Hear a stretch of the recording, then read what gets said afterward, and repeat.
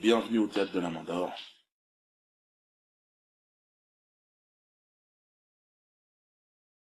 Bon, même s'il y a effectivement sur Internet, il y a Wikipédia, on l'a revisité deux, trois Ouais, fois, il donne des informations.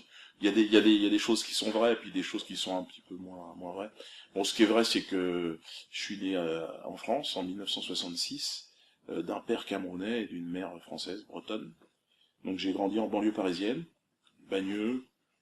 euh, je suis né à Fontenay-aux-Roses, j'ai évolué à Bagneux, Antony, puis Verrières-le-Buisson, dans l'Essonne.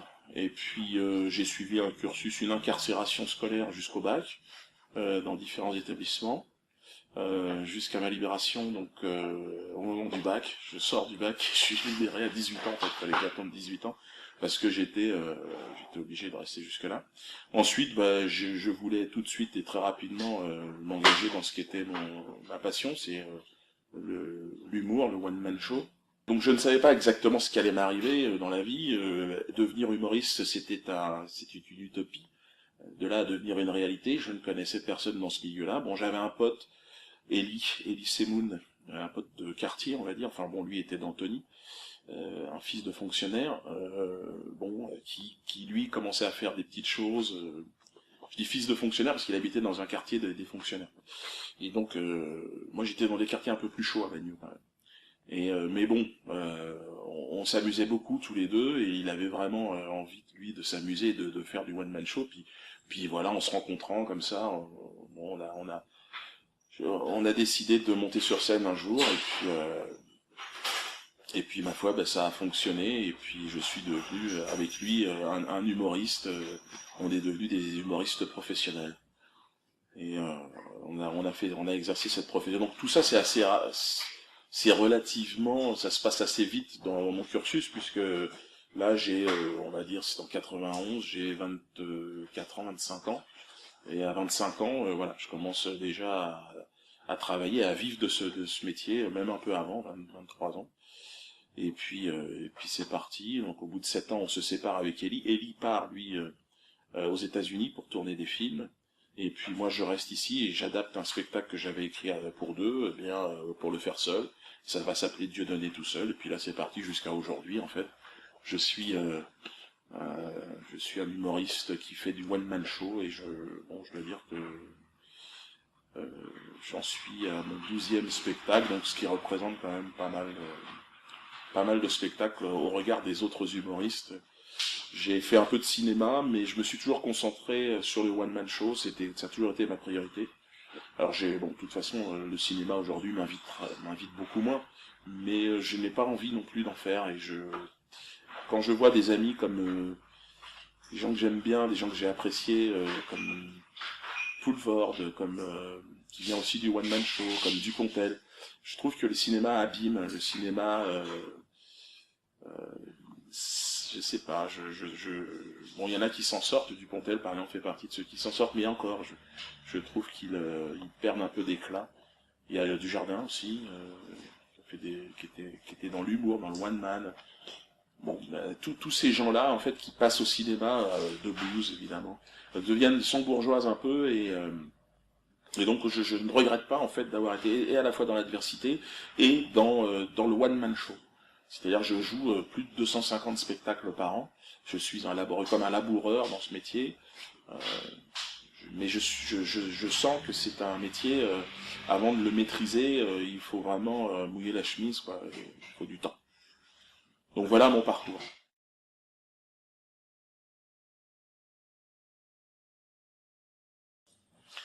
À mon avis, en fait, les ennuis vont commencer avec l'épisode Fogiel. Bon, Fogiel, c'est une émission. On me demande de venir pour, on va dire, faire un petit sketch. L'invité principal est Jamel Debbouze. On voudrait que je le provoque un peu, je le fasse rire. Donc je me dis, bah, Jamel Debbouze qui, à ce moment-là, euh, commence à devenir on va dire, un personnage public de premier plan. On a la sensation que les médias veulent en faire un peu un représentant des banlieues. Alors je me dis, bon ben au moins je vais tenter de le confronter à une vraie question, quoi, une question qui moi m'intéresse, m'interroge. c'est que penses-tu, Jamel Debbouze, de la condition aujourd'hui du peuple palestinien et de la politique d'Israël? Alors j'écris un sketch à la hâte où je me grime en colon israélien et puis qui s'empresse de conseiller aux téléspectateurs, aux jeunes téléspectateurs issus des quartiers, de rejoindre l'axe américano-sioniste, tout ça sur le plan, sur le ton de la plaisanterie et de la farce. Et puis, donc Jamel va s'amuser. Je pensais que il était de mon ressort, de mon rôle, de le sensibiliser en tant que, parce qu'il m'a toujours considéré comme un grand frère, quoi, dans cette profession, de le sensibiliser aussi, de l'entraîner sur des terrains un petit peu plus, difficiles, mais s'il se veut être à un moment ou à un autre représentant d'une population d'exclus, il est important qu'il aille sur les vrais thèmes de l'exclusion, les vrais thèmes du racisme, et puis les vrais thèmes de ce qu'est la réalité du fascisme aujourd'hui. Et Israël étant la partie émergée, évidemment, du fascisme dans le monde, du racisme, de la duperie, du mensonge et du vol.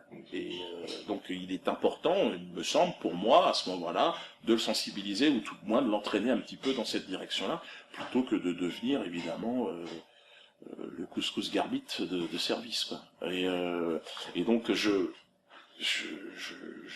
d'ailleurs ça se passe très bien, il me comprend, Dieu donné, alors il va venir peu de temps après me dire que je suis le meilleur, que je dis tout haut ce que tout le monde pense tout bas. Il aura même une réflexion au Zénith de Paris, où il va me dire, tu sais, c'est pas marrant d'être invité chez Drucker et serrer la main d'Enrico Macias.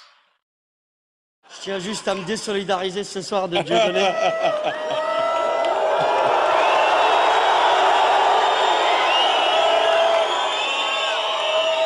Ah ouais? C'est pas vous qui avez été obligé de faire Drucker avec Enrico Macias. C'est pour ça, on est plein de cul.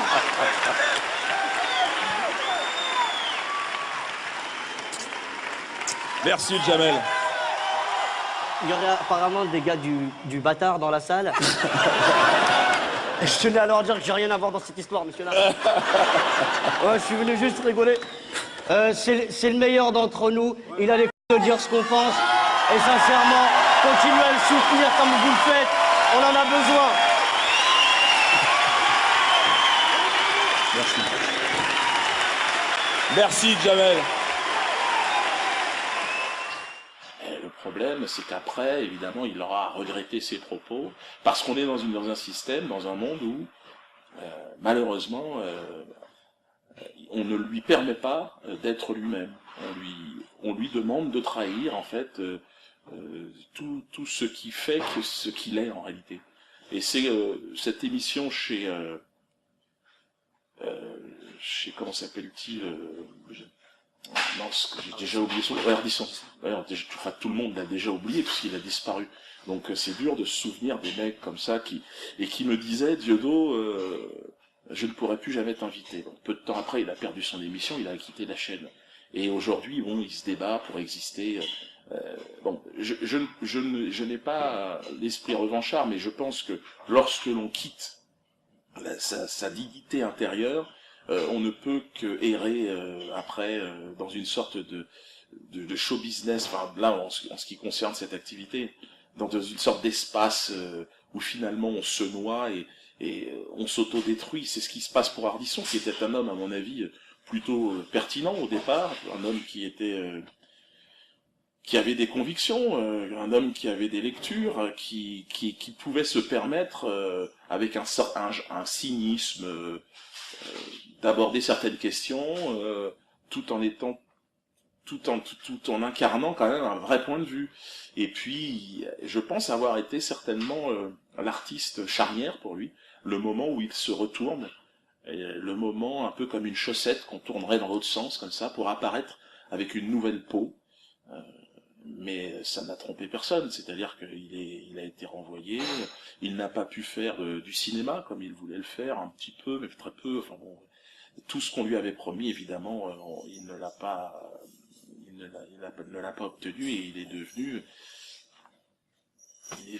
ce que beaucoup de gens qui trahissent leur propre intégrité, leur propre point de vue deviennent. Alors on parle de la Jamel Debbouze, on parle de d'Ardisson, pas de Forisson, c'est encore c'est une autre étape, Forisson. Mais bon voilà, moi je me suis intéressé après voilà aux gens qui pensaient, qui avaient des points de vue qui n'étaient pas forcément des points de vue qui étaient dans la norme et qui provoquaient une vraie réflexion. Après il y a eu Forisson, bien évidemment, voilà une personne qui lui n'a jamais cherché à plaire. Et il a toujours affirmé, il a un point de vue, une idée. Et moi, ce qui est étonnant sur Forisson, par exemple, je l'ai rencontré, alors moi, je sais pas, c'était pas la question, mais on parlait des médias, donc on va y aller dans l'ordre. Donc voilà, sur ce qui est des médias et sur ce qui est du début, en fait, de la polémique, c'est l'affaire Fogiel. Bon, je sais pas si j'ai été très clair, mais ça a été effectivement, sur mon parcours, hein, une période, un moment, un tournant. Mais ce n'est pas moi, en fait, c'est un tournant que j'aurais pris naturellement. Pour moi, lorsqu'on emprunte un chemin, c'est pas parce qu'il y a un virage qu'on change de direction. C'est-à-dire, c'est le chemin qui est comme ça. Voilà, on ne traverse pas une montagne de face. Donc, il faut forcément suivre le chemin. Et moi, mon sentier, le sentier lumineux, comme je l'appelle, c'est celui qui est le parcours logique, naturel et qui est je n'ai pas la sensation de m'être trahi. Je me suis peut-être trompé sur mon parcours, j'ai peut-être commis, je ne me suis pas toujours fait comprendre, mais ce qui est certain, c'est que j'ai toujours été en phase avec moi-même, ouais, profondément.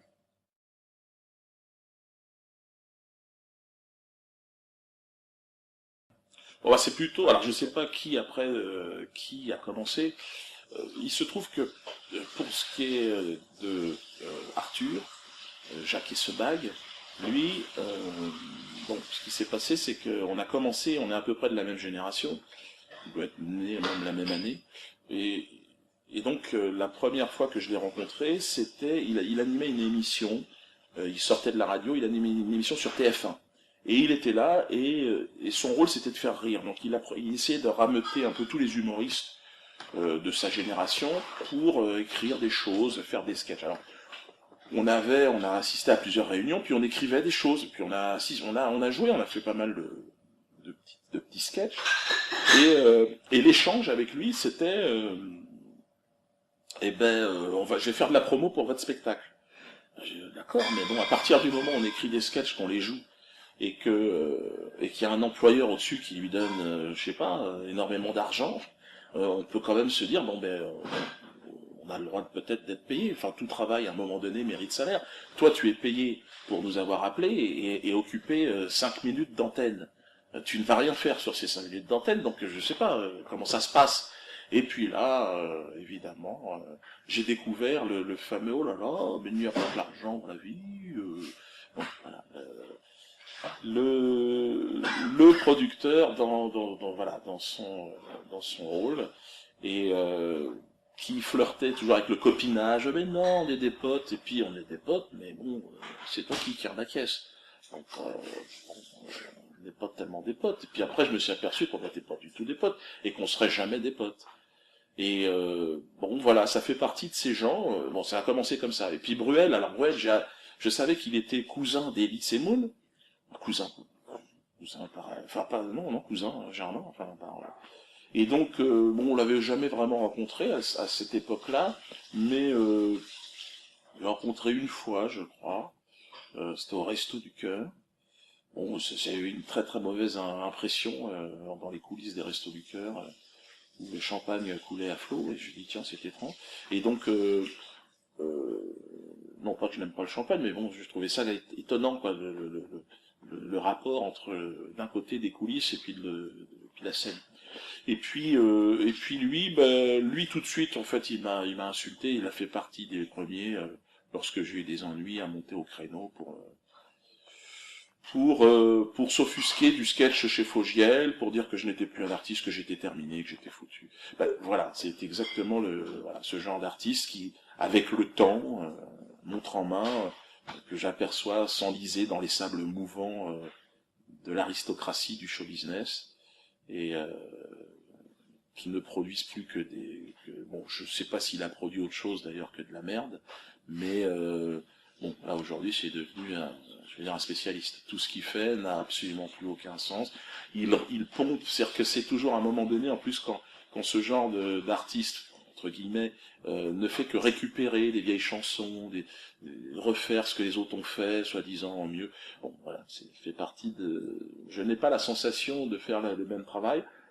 Et puis son soutien inconditionnel à la cause israélienne, bon, il a manifesté, c'est son droit le plus strict, mais lorsque l'on en parle, ah non, qu'est-ce que c'est? Bon, il y a de toute façon, chez ces artistes qui soutiennent bec et ongle la politique de l'État d'Israël, euh, toujours cette malhonnêteté, ce chantage à l'antisémitisme. Donc j'ai eu à vivre tout ça, et puis ces deux spécimens, ces deux énergumènes étaient particulièrement virulents. Donc, je leur ai répondu, toujours. Dès que j'ai eu l'occasion et un espace pour le faire, je leur ai répondu. Et je serais très ouvert d'ailleurs à un entretien avec eux, mais bon, bien évidemment, ils font partie de ces gens qui parlent dans le dos, mais jamais en face. Arthur, s'il veut venir s'exprimer face à moi, il n'y aurait évidemment aucun problème. Ne serait-ce que dans l'intérêt. On a la chance de vivre dans ce qu'ils appellent une démocratie. Je sais pas trop ce que ça veut dire, mais en tout cas, a priori, on peut se parler. Donc, je peux aller chez eux, on peut discuter, j'ai pas peur. Mais ils ont peur de moi. Alors ils ont peur, je sais pas pourquoi, je sais pas. Il y a des gens de la LICRA qui disent que j'ai 4000 ans, que je n'ai jamais connu de civilisation, que c'est pour ça que je serai un genre de singe, quoi. Alors peut-être c'est ça. Mais peut-être que je suis un singe, mais si je suis un singe, je n'ai pas conscience de l'être. Donc peut-être que c'est pour ça qu'ils ne veulent pas me parler. Enfin, en tout cas, moi je pense que parler de ces deux années, bon, ils sont richissimes, mais leur argent, ils l'ont volé quelque part. Enfin, je ne suis pas en train de les accuser de vol direct, mais ils ont dupé, ils ont volé on va dire les spectateurs, et je pense qu'au regard de ce qu'ils auront fait, au final, on va s'apercevoir de la supercherie. Arthur, ça a été flagrant, il s'est lancé dans le one-man show. Bon, je veux dire, un enfant de 2 ans serait plus talentueux. Il y est allé avec son argent, avec cette notoriété télévisée, et bon, il s'est aperçu que c'était un autre travail, quoi. C'est autre chose. Il faut euh, il faut avoir joué, je pense, dans des tout petits lieux, s'être battu au départ. Ça se fait pas comme ça. Bon, très rares sont ceux qui peuvent comme ça, en un clin d'œil, faire rire les gens pendant 1 heure et demie. C'est un vrai travail en fait. Et moi, si je suis devenu une référence dans ce que je fais, c'est que je travaille à peu près 2 fois plus que les autres, quoi. Euh, Quand je me retourne et que je regarde mes collègues, les gens de mon âge qui ont commencé avec moi, bon, ils vont faire, allez, 50, 100 spectacles maximum par an. Bon, j'en fais quasiment 300. Donc, je joue 300 fois mon spectacle. Et il est évident qu'au bout de 300 fois, et heureusement, je le maîtrise un peu mieux, et voilà. Et puis, je trouve des choses, je peaufine, ce qui fait qu'au final, je pense que le rendu, voilà, est supérieur. Ce qui est logique.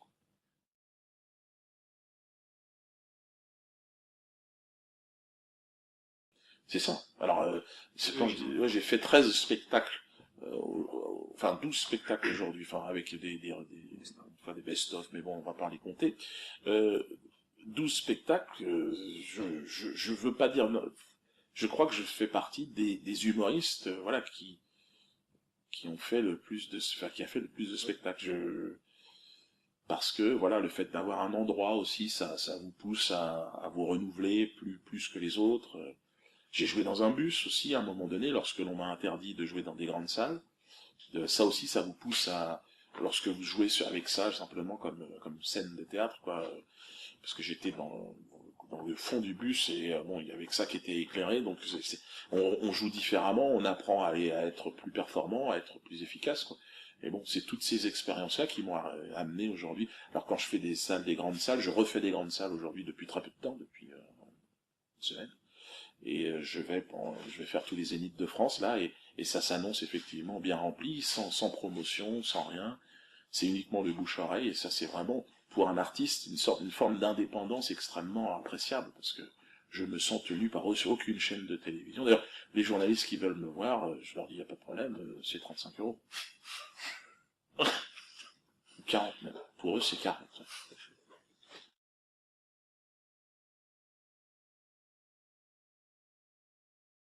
Je trouve que les artistes sont des gens des gens formidables au départ, avec des sensibilités, mais que l'appareil du show business, l'entreprise, et les broie, les casse, moi quand je vois des artistes, l'éclat des artistes, je les ai tous à peu près croisés, tous ces humoristes, tous ces jeunes, au début avec un élan, je pense que c'est un peu la même chose en politique. Il y a des gens qui arrivent, ils sont réellement et sincèrement révoltés, et ils ont envie de changer le monde.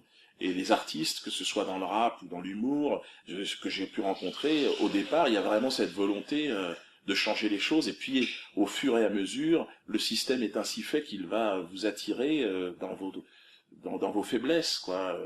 L'argent, le luxe, le confort, ce sont des tentations humaines, hein, mais bon, moi je suis passé par là. J'ai eu les mêmes tentations, et puis grâce à je ne sais quelle grâce et quelle divinité, j'ai pu traverser ce marécage, tout en restant appuyé sur des valeurs, quoi.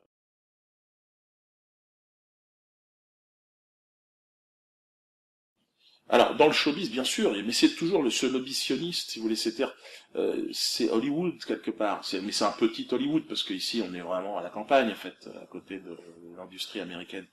Mais c'est l'hollywoodisme, la branche armée culturelle, on va dire la branche culturelle, de l'armée américano-sioniste. C'est-à-dire, il suffit de regarder à qui se profitent les films américains pour comprendre qui les fait. Ce sont des films qui, là on l'a vu avec Argo, qui sont là pour dire, voilà, il y a des gentils et il y a des méchants. Lorsque le cinéma américain donne des prix au cinéma français, The Artist, avec un excellent comédien, Jean Dujardin, mais lui aussi il est englué dans ce marécage, eh bien c'est pour dire, voilà, c'est un film sur la nostalgie du film américain des années 40, 50, je sais pas. C'est-à-dire qu'on voit bien à quoi sert Hollywood. Hollywood, c'est pas là pour nous dire il y a eu la traite négrière, on a massacré tous les Indiens. Non, non, non. Il y avait des gentils cow-boys. Après, ils ont changé. Il y avait en fait des bons blancs qui comprenaient que les Indiens c'était pas forcément des sauterelles. Mais voilà. Mais il n'y a jamais un film objectif qui explique que des charognards, des alcooliques et des sont arrivés aux États-Unis et ont massacré tout le monde. Parce que c'est ça l'histoire des États-Unis. Il suffit d'y aller pour voir que d'ailleurs ça n'a quasiment pas changé. C'est-à-dire c'est dans la culture, c'est l'histoire de ce pays qui n'a pas d'histoire, où tout le monde est complètement névrosé, où ils sont surarmés et maintenant ils commencent à tirer sur les enfants dans les maternelles. C'est par hasard, c'est la construction de cette nation. J'en parle un peu dans mon spectacle. Il suffit de voir d'ailleurs les soldats américains en Afghanistan qui pissent sur des cadavres, qui se prennent en photo, après ils se tirent dessus. Après, il y en a qui se tirent. Enfin bon, c'est vraiment un projet c'est un projet qui est habité par une diablerie, quoi, par une folie, quoi. Moi, c'est ce que je commente. Et je sais qu'il existait un cinéma français, un humour français qui est en train d'être pris en main, on va dire, par cet axe américano-sioniste, par cette armée culturelle qui est Hollywood, qui est la télé française, les productions françaises. Moi, je me suis aperçu, parce que j'ai voulu écrire un film sur la traite négrière. Ça a été peut-être le moment, vraiment pour moi, le moment de basculement, en fait. J'avais fait déjà quelques films, j'avais joué dans quelques grosses productions françaises, et puis je suis allé voir, j'avais un petit nom, et je savais écrire, donc je suis allé voir le CNC. Je suis allé leur dire, bon, ben voilà... je sais qu'il existe une aide à l'écriture qui est donnée en fonction des sujets. C'était pas grand chose, c'était genre 5000 €.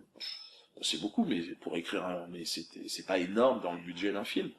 Et je me suis dit que sur ce sujet-là, étant donné que j'allais être le premier, il y avait certainement. Et puis là, il y a eu une commission qui s'est prononcée sur ce sujet de la traite négrière transatlantique. Et on m'a dit, non, ça n'est pas un sujet de film. Il vaut mieux faire un documentaire ou un film d'animation. Cette même commission, qui avec l'argent public avait financé 250 films sur l'Holocauste et sur la souffrance des Juifs. Alors, en m'intéressant un peu au sujet, je me suis aperçu que Bernard-Henri Lévy avait été l'un des responsables de cet organisme, et puis que finalement, en fait, c'était un organisme extrêmement noyauté par la communauté juive. Quasiment tous étaient juifs ou Et là, je me suis dit, mais c'est quand même étonnant, comment ça se passe. Et puis, je me suis aperçu que le lien entre la culture et l'éducation qu'on donne à nos enfants, il suffit de regarder les manuels scolaires de nos enfants. Ce Fernand Nathan, cet éditeur, tous ces éditeurs qui sont arrivés après la guerre, et qui racontent l'histoire, qui nous racontent l'histoire officielle. C'est la même qu'on raconte au cinéma, ce sont les mêmes personnes. Ce sont des films, ce sont des histoires qui n'ont rien à voir avec la réalité. Ce qu'on nous apprend à nos enfants sur l'histoire de France n'a rien à voir avec la réalité de l'histoire de France. C'est l'histoire de France vue par des sionistes, donc dans un intérêt bien précis. D'ailleurs, on a évidemment l'Holocauste et la souffrance juive qui va prendre quasiment la moitié du bouquin. Bon, alors que la France est un pays qui a pratiqué la traite négrière pendant 400 ans. Il me semble que quand même il pourrait y avoir plus de 2 lignes. Alors bon, face à ces incohérences, ils essayent de corriger, mais c'est toujours pareil, lorsqu'on aborde la traite négrière, il n'y a que des mensonges. On a la sensation parfois que ce sont les Noirs qui se sont vendus entre eux-mêmes. Ouais. Précise, hein, c'est du gingembre. Ouais. C'est pas du Ricard, c'est du gingembre.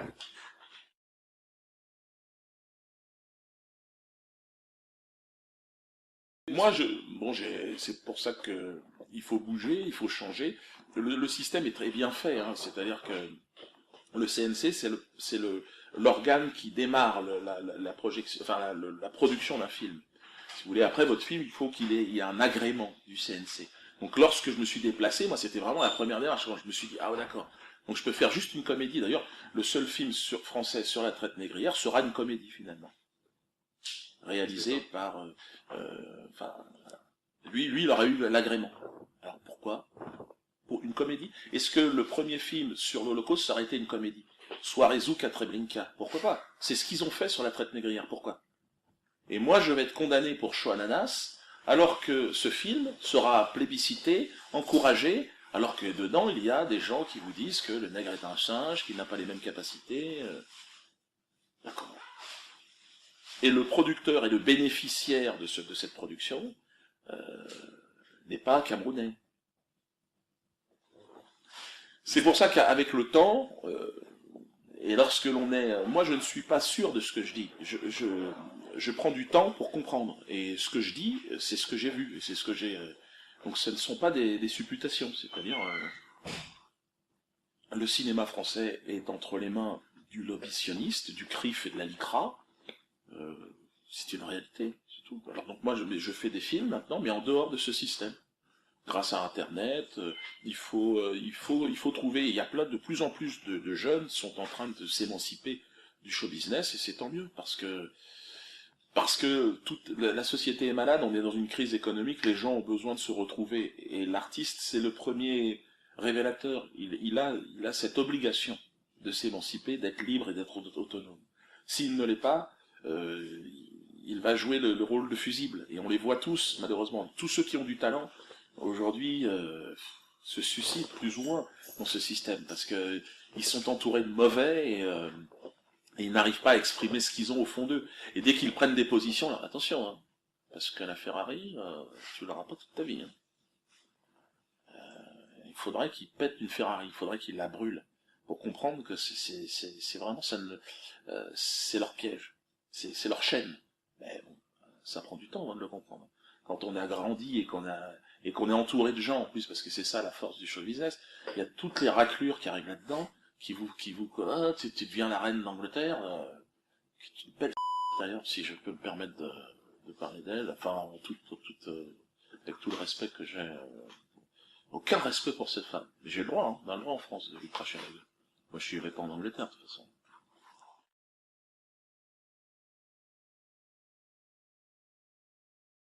Ben, ça restera de toute façon un ami parce qu'on a commencé ensemble. Bon, là, j'ai entendu, il parle maintenant, il commence à être obligé de dire n'importe quoi sur... il a des racines en Israël. Avant, quand je l'ai connu, il parlait pas de ça, quoi. Il parlait du Maroc, il parlait de l'Algérie. Maintenant, bon, voilà. On sent bien que de toute façon, à un moment donné, dans l'évolution, lorsque l'on est... je pense que la première population otage du sionisme, c'est la communauté juive. Ils sont pris en étau, c'est un bouclier humain autour de ce projet satanique. Et donc, et donc je le vois peu à peu glisser. Maintenant, il restera, j'ai des moments en tête que je n'oublierai jamais, quoi. On a vraiment passé d'excellents moments ensemble. Bon, quand il m'a craché à la gueule, j'ai vraiment eu la sensation qu'il le faisait pour bosser, quoi. C'est l'heure, Elise Moon va entrer en piste. Mais sur le chemin de la scène, surprise, un visiteur se tient caché derrière les tentures. J'étais sûr. J'en étais sûr. J'en étais sûr. Je suis copain de la sécu, pas de problème, on est... C'est bon, il n'y a pas de problème? Non, il n'y a pas de noirs, d'arabes, tout ça, parce que je vous avais dit que je vous avais dit que je voulais pas en voir. Hein? Ah non. Vous êtes... Je vous avais dit que je voulais... Oh merde! Le baiser du diable. Ah, putain! Ah bah je reconnais, ah oui, tu reconnais. Il n'y a pas longtemps. Ah, il va pas se passer la même chose, hein, je te le dis tout de suite. Un an plus tôt, presque jour pour jour, Dieudonné avait fait scandale en invitant un historien révisionniste sur la scène du Zénith. Non, j'ai pas Heureusement que je suis là, si, je t'avais préparé. j'ai une personne de couleur à un moment, tu sais, il y a des mecs qui lui balancent des caillasses. Ouais. Et parce que j'ai toute une équipe, une association qui aime pas les... Ça c'est pas vrai. Ah merde. Non mais quand t'as un truc... Bon là il y a des caméras, Oui, là, non, c'est en les toute caméras. discrétion D'accord, évidemment. bien sûr. Là je sais que ça sera pas répété. Mais si t'as besoin d'un petit truc Oui, ah bah bien sûr. pour créer du buzz sur Oui, internet, ok. tu sais qu'il faut... D'accord, ok. Une entrevue exceptionnelle, les deux hommes ne se voient presque jamais. C'est à toi que je... Mais ces retrouvailles furtives vont une fois encore pousser Elise Moon à se justifier. Bon, allez. Vous y attendiez à ce qu'ils viennent? Non, je m'y attendais pas. Mais je sentais une présence maléfique. Non, mais c'est sympathique, c'est la dernière. J'ai été voir son spectacle, il faut bien qu'il vienne voir le mien. Hein. Mais en allant voir Dieudonné au théâtre de la Main d'Or, il s'est retrouvé comme pris au piège de sa spontanéité. J'ai été le voir en spectacle et puis j'ai eu un élan comme ça. Je suis monté sur scène et puis on a dit 3 conneries. Sauf que le problème, c'est que j'avais pas réfléchi que c'était filmé par plein de mecs avec leur portable et que ça s'est retrouvé sur Internet. Ça n'a pas vraiment été apprécié par les gens de mon entourage qui sont parfois en procès avec lui, etc. quoi. De Patrick Bruel à Arthur, ils m'ont dit « Mais qu'est-ce que tu fous avec ce mec? Ça va pas, non? On est en procès avec lui, il nous insulte et toi tu montes sur scène avec lui ?» Ah, je fais « Ah bah oui, c'est vrai, j'ai pas réfléchi à ça. » Mais bon, c'est un élan comme ça que j'ai eu. Elise Moon éprouve toujours de l'amitié pour cet autre frère, même s'il est loin de tout lui pardonner. Bon, s'il a que ça... D'ailleurs, encore aujourd'hui, ça me gêne à chaque fois quand il est obligé de se justifier par rapport à moi. 13 ans après, il est encore obligé de dire « Je suis pas d'accord. » Il passe à autre chose, hein, je veux dire. Un peu, je suis pas d'accord, mais... qu'est-ce que ça peut te foutre? Mais bon, il est obligé à chaque fois... Puis il se fait engueuler. Après, je suis devenu un sujet clivant. T'es pour ou t'es contre? Et bon, lui, il a essayé. Mais bon, comme c'est pas non plus, c'est pas d'Artagnan, hein, c'est pas un mousquetaire. Hein, donc, si ça chauffe, bon, il y a de fortes chances qu'il retourne sa veste. Mais en même temps, on peut pas demander à des gens d'être courageux. Il fait ce qu'il peut. Il n'avait pas le physique non plus pour encaisser des gros vents forts, des vents contraires. Hein. Donc, il a peur physiquement. C'est vrai qu'il avait peur. Je me souviens. C'est pas évident. Moi, je me suis fait agresser à 4 contre 1. Je leur ai fait face. Je leur ai fait face et on les a poursuivis, on les a arrêtés. Mais bon, faut avoir une, je sais pas, faut être un peu combatif. C'est pas une qualité. C'est comme ça. Il y a des gens qui peuvent pas.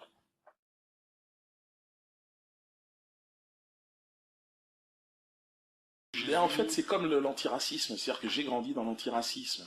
Donc j'ai grandi dans non aux frontières religieuses, non tout ça. Les religions, c'est la guerre. Bon.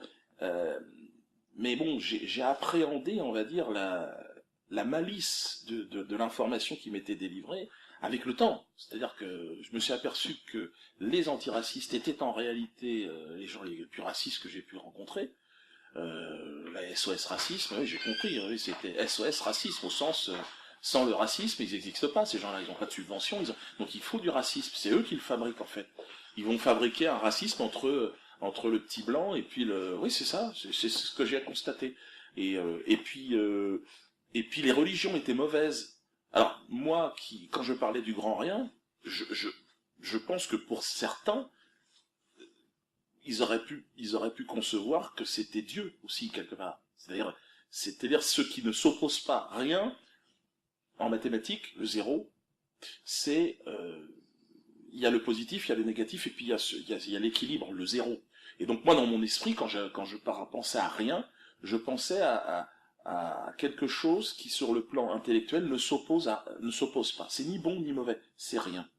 Et puis de rien, après, j'ai pris conscience, avec le temps, que la société, le sionisme, nous écartait des religions, qui faisaient partie de notre histoire. Moi, j'ai grandi dans la chrétienté, et dans mon spectacle Rendez-vous Jésus, c'était ça, c'était à un moment donné, c'est-à-dire on peut pas laisser Jésus à ceux qui l'ont tué, enfin ceux qui l'ont, on va dire, ceux qui l'ont crucifié pour les chrétiens, ceux qui l'ont maltraité, ceux qui ont voulu lui faire, les marchands du temple. Pareil pour les musulmans, on voit aujourd'hui d'ailleurs, de la même façon, une représentativité nouvelle, tout un tas d'imams qui arrivent, qui parlent, et tout ça. À quoi ça sert tout ça? C'est bien encore pour dire, je pense que le sionisme a besoin de retirer en fait tous les points d'appui de l'individu. C'est-à-dire la religion est un appui, est quelque chose qui fait partie de l'histoire et de la construction des familles, de l'individu. Et en nous retirant, et c'est pour ça que l'athéisme, moi je ne l'ai jamais pris comme une guerre contre la religion. Je l'ai pris comme un mouvement. Je me sentais poussé, un peu comme avec l'antiracisme, vers quelque chose d'universel, un projet qui était, mais qui passait par et quand j'ai compris que ça passait par la rupture de ma propre histoire, c'est là que j'ai commencé à me dire, mais pour moi, Jésus était dans l'athéisme, Jésus était dans l'universel, Jésus, le prophète de l'islam, pareil, c'est-à-dire que pourquoi on va se considérer comme musulman, comme chrétien, à quoi ça sert tout ça? Bon, j'étais dans cet état d'esprit, et je me suis aperçu que ces conclusions, j'étais aussi le produit, en fait, d'un projet politique clairement défini, qui est le sionisme, qui est de couper, de t'arracher à tes repères, à tes valeurs, et pour en fabriquer une, qui devient un consommateur. On va te créer une religion autour de la laïcité, on va te mettre 2-3 petits trucs, droits de l'homme, de petits machins. C'est-à-dire que cette philosophie des Lumières, la prétention du système, c'est qu'il remplace même les prophètes. Et toute personne n'y voit rien. Oui, je sais bien, ouais. Mais les philosophes des Lumières seraient plus lumineux, donc, que Jésus-Christ, par exemple, pour les chrétiens. Ce qui est quand même aberrant. C'est-à-dire, sans Jésus, il n'y a pas de philosophie des Lumières. C'est-à-dire que ça n'a pas... C'est comment couper... Ils sont chrétiens, ou alors ils sont... ou alors ils sont des prophètes. Alors à ce moment-là, qu'ils aient pas... Parce qu'il y a toujours eu des personnes qui ont eu, dans l'histoire, des révélations et qui ont apporté par leur... alors là, les croyants vont dire que c'est Dieu qui leur a donné cette mission. Des gens qui ont une approche... Moi, je pense que le fait de séparer le monde en croyants et en non-croyants, il y a une partie des gens qui croient, en fait, en réalité, mais qui sont dans la manipulation. Et quand je vous dis que je suis passé, moi, par l'athéisme, mais j'y suis passé on n'a pas de carte d'athée, il n'y a pas... Mais en réalité, la laïcité est très très proche de tout cela. Donc on est porté, on est amené à être laïque en réalité. Et ben, le mariage pour tous, qu'est-ce que c'est? Tous les religieux vous disent non, attention, non. Là, on fait fausse route. Mais donc à partir du moment où on est coupé de sa religion et de certaines valeurs, ben, le mariage pour tous, ouais. Et puis après, un peu de barre. Après, je n'ai rien profondément, moi, encore une fois, je n'ai pas la sensation d'avoir un discours homophobe. Je ne me sens pas homophobe. Chacun fait exactement ce qu'il a envie de faire chez lui. Maintenant, si on débat à la tribune et dans l'intérêt de ce qui est la collectivité, on a le droit de discuter sans être montré d'homophobe. Je veux dire, le mariage pour tous, mariage pour personne à ce moment-là. Pourquoi pas aussi? Personne se marie plus, à ce moment-là, ça pose plus de problème. Il y a plus de, on se marie plus. Ou alors on se marie devant Dieu. Voilà. D'ailleurs, le vrai pour moi, le mariage est un mariage devant Dieu. Il n'y a pas d'autre mariage. Le reste, juste avoir des papiers, ça n'a aucun intérêt, ça n'a absolument aucun sens.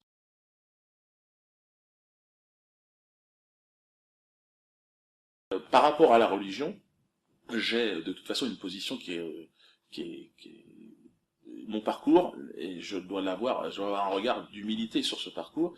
Je pense que je ne peux pas faire le bilan et je ne peux pas arriver avec des certitudes sur la chose. Tout ce que je parle, c'est un ressenti. Je ressens qu'il y a aujourd'hui une vraie volonté de ce lobby politico-militaire de nous séparer de nos valeurs les plus profondes. C'est-à-dire de nous couper, en fait, pour mieux nous manipuler et pour mieux nous... Et voilà. Et il m'a fallu le temps ce temps-là pour vous parler comme je vous parle. Mais je n'ai pas eu la sensation, sur le plan personnel, d'avoir eu des ruptures. C'est-à-dire, j'ai l'impression que je n'ai jamais quitté, moi, je n'ai jamais abandonné les prophètes, jamais. J'ai voulu les humaniser à un moment donné pour les rendre accessibles, mais je n'ai jamais en fait, c'est plutôt leur instrumentalisation par des politiques, par des religieux, enfin, qui étaient plutôt des politiques, qui m'a dérangé, quoi. C'est plutôt ça, et donc c'est pour tout. Je pense comme beaucoup de gens qui ont un rapport extrêmement fort avec le Christ, pour ceux qui ont grandi dans cette tradition-là, beaucoup en fait prennent du recul simplement parce que ceux qui se mettent entre eux et le Christ, leur discours n'est pas clair et leur discours est mensonger. Et pour moi, par exemple, la démission de ce pape, c'est très symbolique et très fort. C'est-à-dire, Jésus ne peut pas, un homme digne de ce nom et pour qui Jésus est une lumière, ne peut pas rester dans cette église. C'est impossible. Qui est l'église de la trahison, l'église catholique aujourd'hui. Le Vatican a trahi, et d'ailleurs, on en arrive au sommet de cette trahison qui est, il faut démissionner. Et là, par sa démission, pour moi, Jésus revient. C'est-à-dire, voilà. C'est-à-dire, voilà. C'est un mauvais chemin. Faut pas aller là. Faut pas.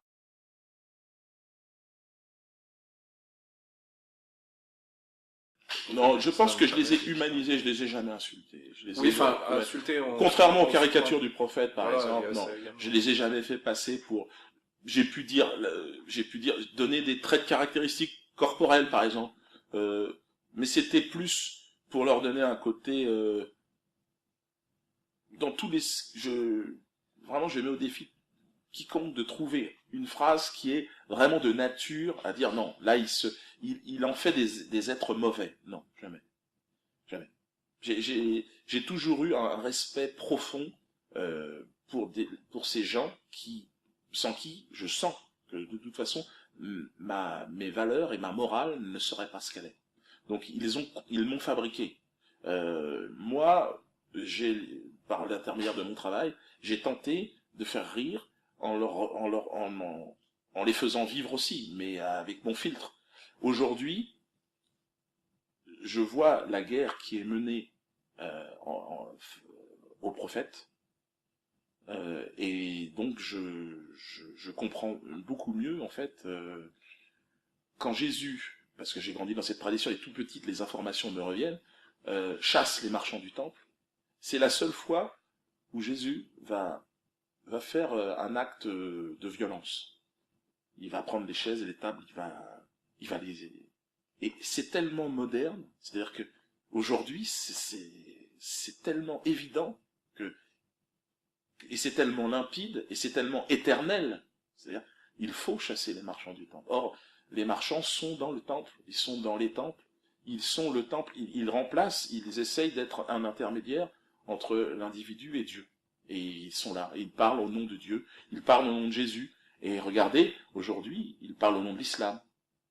Et c'est cette folie, si vous voulez, du malin, c'est ce côté C'est-à-dire qu'on a la sensation qu'il n'y a pas de limite, en fait. C'est-à-dire, c'est ça qui est assez troublant. C'est pour ça que par rapport aux religions et par rapport aux croyants, moi, j'ai vu dans cette manifestation, ben, par exemple, euh, qui s'opposait à la loi pour le mariage pour tous, des musulmans, des chrétiens, des gens qui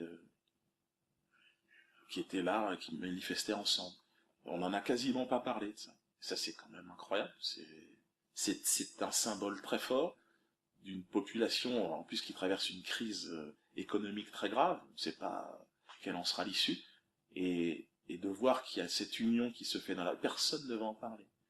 On va parler uniquement, on va les montrer du doigt en disant que ce sont des homophobes. Mais de quoi parlons-nous?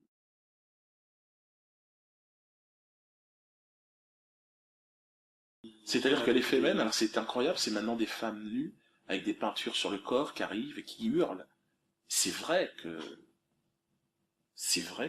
on a le droit de s'interroger sur ça. Or, à partir du moment où vous vous positionnez juste dans l'interrogation, vous êtes montré du doigt comme étant un homophobe. Et ça, c'est absolument incroyable. Ça montre bien que c'est toujours le sioniste qui est derrière ce genre de loi. C'est-à-dire, c'est des lois qui divisent. C'est des lois. On voit bien, les gens, ils sont majoritairement contre dans la rue. Enfin, il y a la manifestation. Il y a une pour, une contre. Il n'y avait pas photo, quoi. Bon, mais encore, bon, il y a un débat. Mais en tout cas, il y a une fracture. On divise. Et pourquoi cette loi est là maintenant? Pourquoi elle est là pour diviser le peuple? Le peuple, au contraire, en temps de crise, il a besoin de se rassembler. Et c'est vrai que c'est ce que j'ai dit, moi, quand j'étais à Alger. Je suis étonné de voir que finalement, le sionisme pousse au chaos, pousse à la guerre civile, quoi. Parce que c'est dans son intérêt, c'est dans le chaos, c'est dans la guerre qu'on peut créer, enfin qu'on peut envisager, on va dire, la reconstruction et donc la croissance, quoi.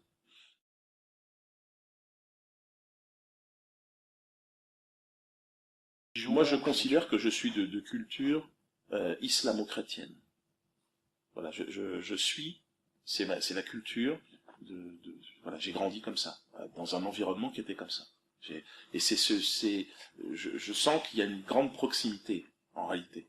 Il y a une volonté de séparer cette famille. Mais je crois que l'histoire fait que naturellement ils se rapprochent. Dans cette manifestation contre la loi du mariage pour tous, pour moi c'était très clair et c'était très positif et voilà, c'est-à-dire que tout d'un coup les gens se retrouvent sur ce qui est essentiel, c'est-à-dire alors essentiel c'est les valeurs qu'on a envie de défendre ensemble. Et là c'est pour ça que moi je me considère en tout cas de culture islamo-chrétienne. Et je pense que nous sommes nombreux, en réalité. Nous sommes extrêmement nombreux. Et je pense que voilà, Jésus est considéré comme un prophète dans l'islam. Et je pense que je ne vois pas comment l'histoire de l'humanité pourrait exister sans le retour, à un moment ou à un autre, d'une voix comme celle-là. Donc je sens que de toute façon, voilà, parce que j'observe les politiques, je vois bien que le problème c'est qu'il y a des gens bien en politique, mais ils arrivent là je parle de ce marécage, quoi. C'est-à-dire ils arrivent dedans, il y a tout, et donc même les plus belles inspirations finissent parce que le système est ainsi fait, quoi. Et donc il faut à un moment donné que la voie qui va illuminer et donner une direction, elle vienne d'ailleurs, quoi. Il faut qu'elle vienne d'ailleurs de ce marécage. Donc je sais pas comment elle va arriver. Je pressens personnellement, comme beaucoup, qu'elle va arriver, parce qu'il y a trop de signaux. Lorsque l'on vient de la tradition chrétienne, la démission du pape, c'est clair qu'elle annonce l'arrivée de quelqu'un. Je démissionne parce que cette église n'existe plus. Il arrive, voilà. Il va arriver. Et je pense qu'on est nombreux à penser que quelqu'un va arriver. Mais évidemment, va-t-on me reconnaître?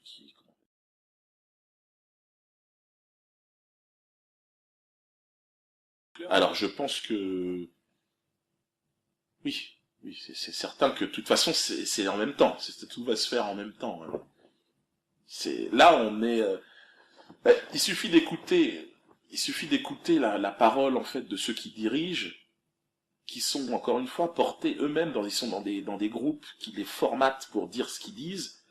Comment se fait-il, par exemple, ce mariage pour tous qu'on en parle ici, que Obama en parle là-bas? Comment ça se fait qu'au même moment, deux nations comme ça vont aborder pourquoi faire? Comment ça se fait que dans le calendrier, ça tombe au même moment? C'est une question qu'on peut se poser.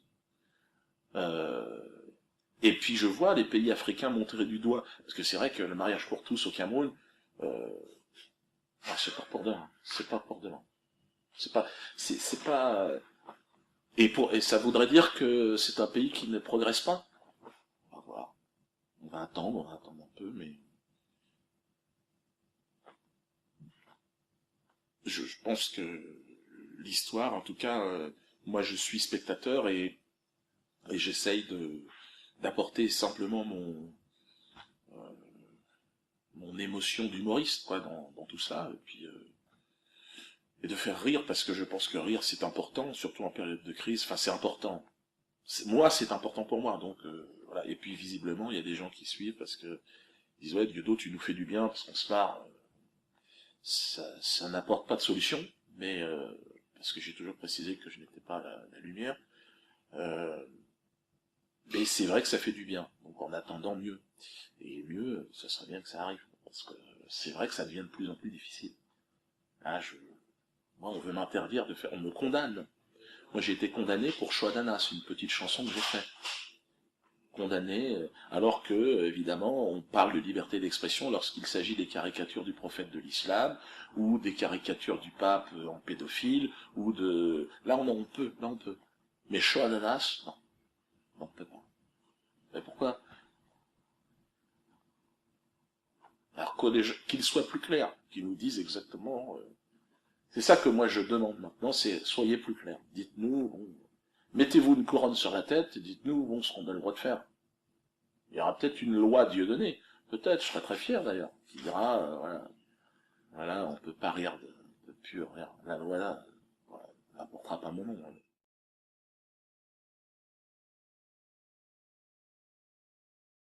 J'ai la sensation d'avoir à peu près, bon pas tout, parce que bon, après il y a l'empoisonnement, j'ai un bon estomac apparemment, mais non, mais on sait pas, mais je veux dire, j'ai des pressions de toutes parts, financières, évidemment, je suis censuré, on refuse que je travaille. Là, cette année, je vais pouvoir retourner pour la première fois depuis 8 ans. Je vais pouvoir refaire une tournée. Ça se calme un peu ou... Je sais pas, on va voir. J'en ai fait une date, donc on va voir. Mais je pense que oui. Les pressions fiscales, c'est-à-dire que d'un côté, on me demande de payer des impôts en plus de manière... On dit que je n'ai pas payé d'impôts depuis 10 ans, à un moment donné, j'ai vu ça dans la presse. Vous imaginez bien que j'ai un comptable et un avocat fiscaliste, et que j'ai payé rubis sur ongle, sans délai, tous mes impôts. Mais il me tombe, 500 000, 800 000, comme ça. Et donc, bon, alors... Et en même temps, on me demande de payer 800 000 euros d'impôts, et on m'interdit de travailler, en même temps. Enfin, mais je fais comment? Tu te démerdes. Plouf plouf, ça tombe du ciel, braque une banque. Comme ça, on te fout en taule directement. Et donc, alors après j'ai eu la pression physique, ils sont venus m'agresser, mais ça ils ont arrêté. Parce qu'à ce petit jeu-là, vous imaginez bien que... Là, si on commence à m'agresser, c'est sûr que, à un moment donné, les gens ne se laissent pas faire. Donc on va dans un engrenage. C'est comme là, le CRIF, à Metz, ont appelé à infiltrer mon spectacle. Très très mauvaise idée. Parce que vous imaginez bien que si on infiltre mon spectacle, il y a des gens qui viennent foutre la merde, il n'y aura plus un spectacle en France où il n'y aura pas de la merde qui va être obligé de s'arrêter. Hein. Donc là, ça serait vraiment un trouble à l'ordre public de tous les spectacles. Et maintenant, l'idée, ça n'est plus de dire laissez-moi. Non, si vous faites ça, vous pouvez tout faire. Le CRIF, ils peuvent tout faire. De toute façon, il suffit de voir comment ils agissent et leur relation privilégiée avec l'État d'Israël, cette politique fasciste, évidemment. De toute façon, ils pratiquent l'inversion systématique. Leur histoire de droite, leur antisémitisme, tout cela n'est arrivé à un certain stade, mais je pense qu'il y a les jeunes maintenant comprennent plus vite que moi, parce que moi je viens de loin, moi, c'est Fernand Nathan, moi moi j'ai eu des films à l'école, hein, sur des films, on m'expliquait, nous, on a eu un lavage de cerveau très très important. Donc c'est pour ça que ça prend un certain temps avant de revenir, mais il faut avoir confiance en soi, parce que la nature est juste. Et à partir du moment où on a su garder un minimum de repères, on retrouve son chemin. Mais il y a des traversées de marécages. Je prends toujours cet exemple du marécage parce qu'il est à la fois moite et sablonneux. On peut s'y enfoncer, on peut disparaître assez rapidement. Il faut savoir nager. Il y a des âges où il faut quand même savoir nager son crawl, quoi. Parce qu'il y a des requins qui vous attrapent et puis après je pense qu'à l'âge où je suis, j'ai passé une étape. Après il y en a d'autres.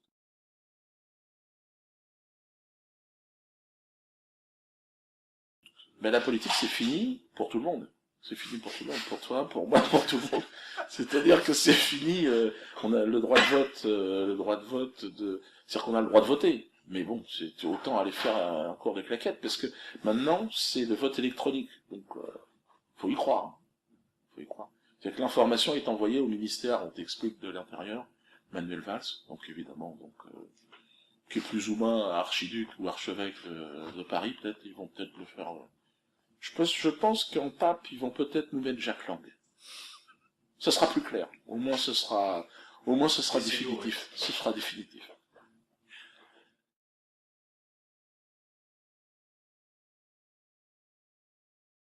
Je pense que, bon, j'ai eu peur comme tout le monde. Mais bon, on arrive à un âge. Moi, mon père est mort il y a 2 ans. Je suis monté en première ligne. J'ai des enfants maintenant.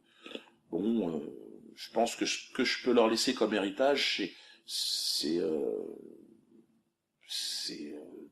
comme je suis devenu un repère pour eux, c'est au moins, voilà, mourir dignement. Le reste, ça n'a pas tellement d'intérêt, quoi. Je veux dire, s'attacher aux biens matériels, ça n'a pas tellement d'intérêt. Il faut s'en détacher le plus vite possible. Il y a un âge où c'est normal, on a envie de réussir et tout ça, mais tout ça après avec le temps. C'est pour ça que aujourd'hui les pressions, non. Je pense que j'ai fait, de toute façon, j'écris mes spectacles comme si c'était le dernier à chaque fois. Donc s'il m'arrivait quelque chose, bon, je fais ce que j'ai pu. Et puis et ça sera de toute façon plus confortable pour moi de mourir que de collaborer.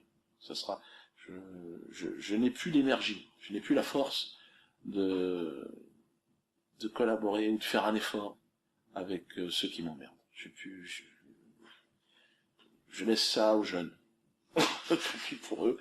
Moi, je préfère maintenant, si j'ai le choix, enfin si j'ai le choix, je préfère qu'on gagne tous ensemble. Mais si j'ai pas le choix, si je suis confronté, non, je collaborerai pas. Parce que je suis trop vieux, j'ai plus l'énergie pour faire des resets, non. Au mieux, c'est on fait un stand-by, on dit c'est la paix, plus personne ne bouge, voilà. Aimez-vous les uns les autres, si possible. Si c'est pas possible, bon, reste dans ton coin, je reste dans mon coin. Et moi, c'est avec le sionisme, c'est ça. C'est reste dans ton coin, ne viens pas m'emmerder, moi je reste dans mon coin. Après, s'il y a des jeunes qui veulent aller plus loin, qu'ils y aillent, c'est pas, je comprends, comprendrai, parce que là, c'est vrai que ça devient. Moi, j'ai appris à respirer dans cette fosse sceptique, mais c'est vrai que ça pue. C'est vrai que quand on est jeune, qu'on a envie de bosser, c'est vrai que là, je pourrais pas leur dire je pourrais pas, je sais pas. Puis tous les mensonges, c'est ça. Où est la vérité aujourd'hui? Où se situe-t-elle? Moi, j'ai jamais eu la prétention d'incarner ça. Bon, moi, c'est le rire, mais c'est vrai que la vérité aujourd'hui fait rire. C'est-à-dire qu'il suffit de dire une vérité, les gens se marrent. C'est inquiétant.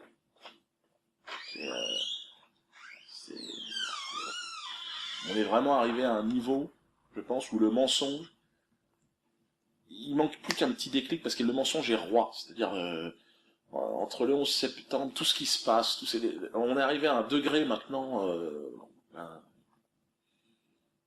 Et puis on voit la guerre au Mali, on voit ce qui s'est passé en Libye, parce que moi je suis d'origine africaine.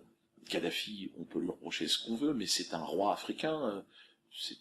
C'était quelqu'un qui a vraiment aidé l'Afrique et les Africains. Bon, il a fait ce qu'il avait à faire.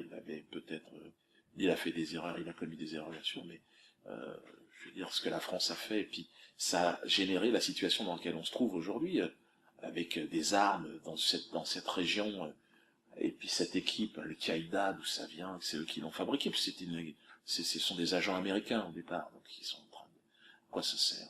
Et alors, ils font à la fois c'est les pompiers pyromanes, c'est ça, ils arrivent, et puis que la France dégage, la France n'a plus rien à faire là-bas, c'est-à-dire la France, voilà, qui s'occupe déjà de... Je pense que c'est la mauvaise direction de continuer le braquage, c'est-à-dire qu'évidemment la société va changer, il faut maintenant essayer de trouver un système de relations stables entre la France et l'Afrique, parce qu'il y a une relation historique, culturelle. C'est possible de discuter avec les Africains, mais pas du tout comme Sarkozy ou Hollande. C'est exactement d'ailleurs le même parti, c'est exactement les mêmes personnes.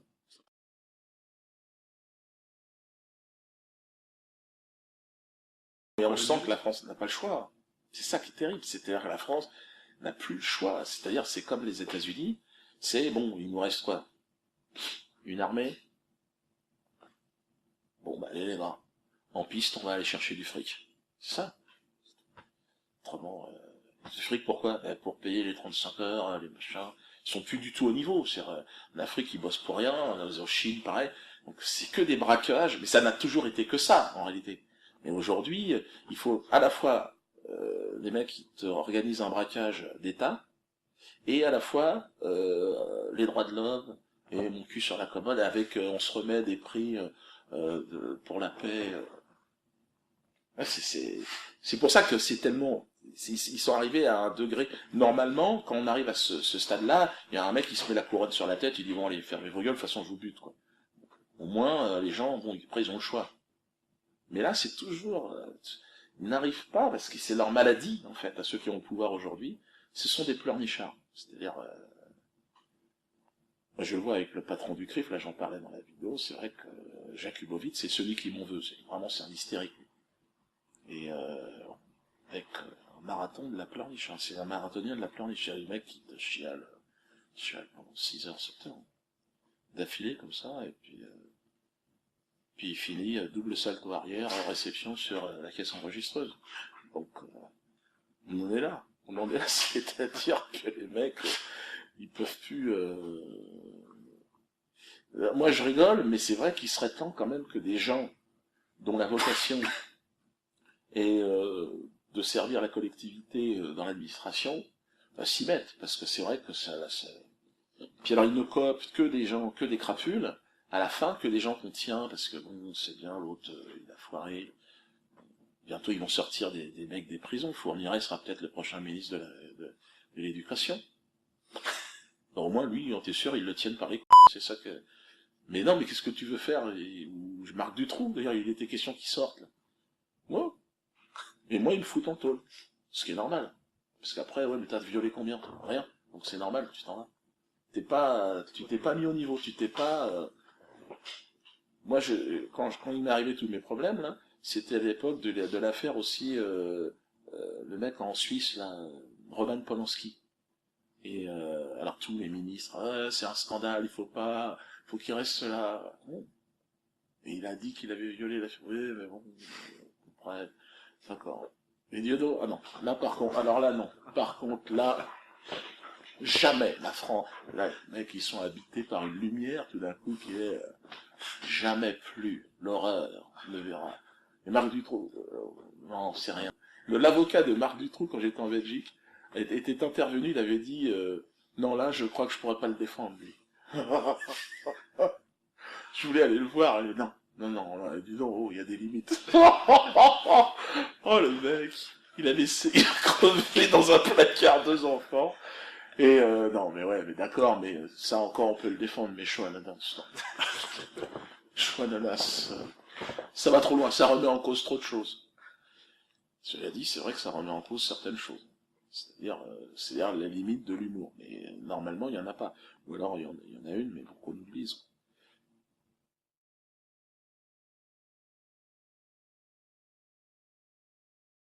Ouais, le futur, là, c'est cette tournée qui a commencé, là. C'est sûr que si elle évolue telle qu'elle est en train d'évoluer, cette tournée, elle va mettre à mal un système, en fait. C'est-à-dire que ce sera la première fois dans l'histoire de la culture de la France, en tout cas, que malgré une censure extrême, malgré les condamnations en justice, qu'un spectacle devienne aussi populaire. Le spectacle humoristique le plus populaire, en fait, en réalité, de France. Et ça va poser un véritable problème. C'est-à-dire les gens ont besoin de se marrer, et je crois avoir fait mon travail, c'est d'avoir préservé, on va dire, mon indépendance de création, pour livrer quelque chose qui n'est pas parfait, certes, mais qui est clairement et indépendant. Et je pense que c'est pour ça que les gens en parlent, viennent me voir, disent, bon. En tout cas, voilà, ça c'est marrant, parce qu'au moins, au moins, on sent qu'il y a un point de vue là qui est là pour nous amuser, et nous amuser de la supercherie du monde dans lequel on se trouve, parce qu'on est vraiment arrivé à un degré, là puis c'est entre eux, là aujourd'hui c'est TSL, je connais pas, bon, le mec il a l'air très bien, mais là c'est tout d'un coup le monde s'arrête, il faut, puis j'aime bien, ils se donnent des prix, ils veulent rentrer au Panthéon, bon. Donc on est arrivé à un degré maintenant où le satanique a besoin je ne dis pas qu'Essel est je dis juste qu'il est arrivé, c'est une figure, c'est presque un saint. Je n'ai pas fait tout son parcours, je sais pas, il avait l'air de, ouais, le mec, il a dû en tout cas servir les intérêts de ceux qui sont en place, parce que vu la fête qu'ils lui font, c'est louche. Pour moi, c'est louche. Et donc, voilà, on est arrivé à un degré maintenant où ils ont besoin d'être respectés au-delà de l'argent. C'est-à-dire maintenant, ils s'écrivent l'histoire, ils sont dans l'histoire. Et ils sont, tiens, enlève les prophètes, tiens, mets-moi à la place, d'accord, et il faudrait que les gens, pendant 1000 ans, prient mon nom. Possible ou pas? Ben, on va voir. On va essayer. Mais bon, ben, c'est pas gagné, hein. Sarkozy, il y a presque des gens, ils l'ont oublié. Il y a 8 mois, il était président, les gens ne savent même plus où il était. Pourtant, lui, il a fait du mal aussi, hein. C'est la guerre en Libye. C'est un jour, parce que moi j'y suis allé sous les bombes, c'était au mois de juillet, au mois de février, moi. Il y avait déjà des missiles, qui sont tombés. Et c'était fou, le peuple libyen était dans la rue. Et puis après, ils ont bombardé le peuple libyen. C'est quand même ça ils ont tué des femmes, des enfants, des innocents, et ça, au nom des droits de l'homme, au nom du couloir humanitaire. Enfin. Encore une fois, moi je vais essayer de faire rire avec tout ça, et c'est vrai que c'est pas simple.